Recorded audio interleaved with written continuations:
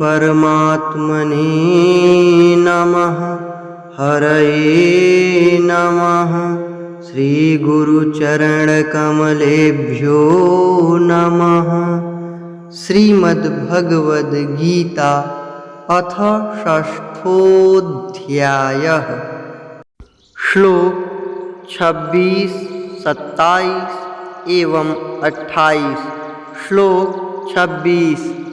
यतो यतो निश्चरति मनश्चञ्चलमस्थिरं ततस्ततो नियम्यैतदात्मन्येव वशं नयेत्।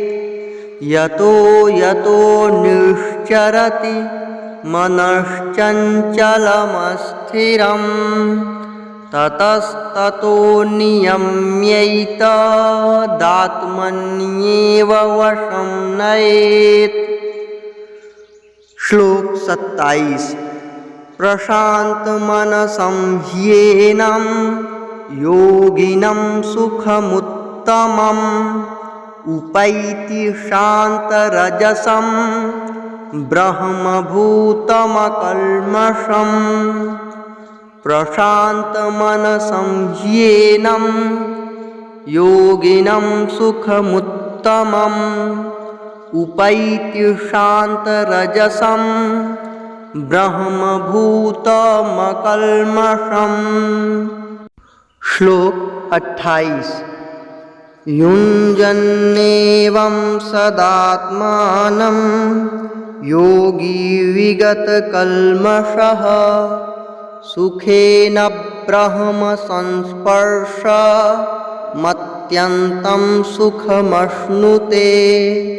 युञ्जन्नेवं सदात्मानं योगी विगतकल्मषः सुखेन ब्रह्मसंस्पर्शमत्यन्तं सुखमश्नुते।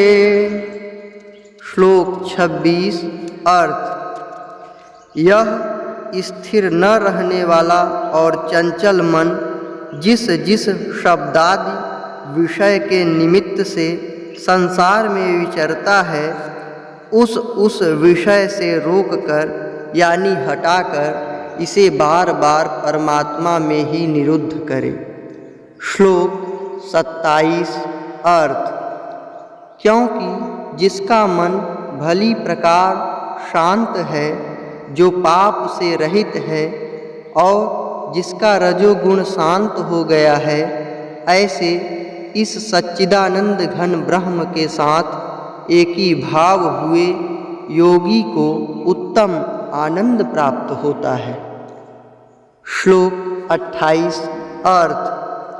वह पाप रहित योगी इस प्रकार निरंतर आत्मा को परमात्मा में लगाता हुआ सुखपूर्वक परब्रह्म परमात्मा की प्राप्ति रूप अनंत आनंद का अनुभव करता है।